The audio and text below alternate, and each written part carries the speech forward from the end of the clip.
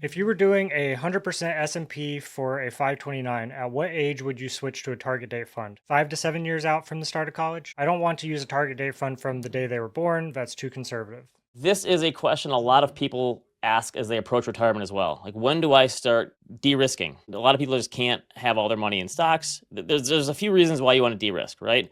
One of them is emotional volatility. You can't handle investing in all stocks, and that doesn't matter how old or young you are. Some people just can't handle having all their money in stocks and seeing the volatility and the potential for loss. Some people want to have a safer component because they want to rebalance back into something, bonds or cash or some sort of hedge.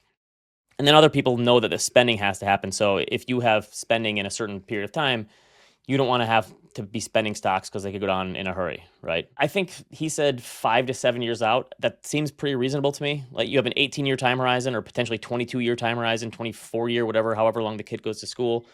I think that's pretty reasonable to start going down. And I think probably if you're worried about it, and he said he's got all of the money in the S&P. I know plenty of people who do that. Spoiler alert, I'm a target date guy for the 529s, always have been. Maybe I have less money on the table. I'm fine with that. I know nothing about 529s. Is this just like an account that you can invest in anything in, or does the issuer restrict you to certain They usually funds? have fund choices for you. Okay.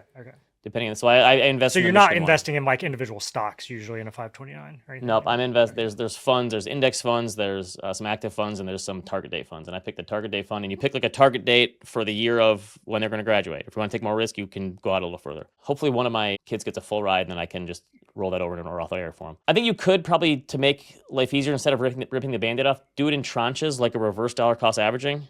Right? I'm starting 7 years out. I'm going to take 10% of it every 6 months or something, and slowly but surely get to my goal, whatever that goal is. Maybe your goal is a 60-40 or 70-30 or 80-20. I like the idea of doing it slowly but surely. I think most people, it's easier for them emotionally to handle that. Plus, with the stock market, you're allowing it to run a little longer too.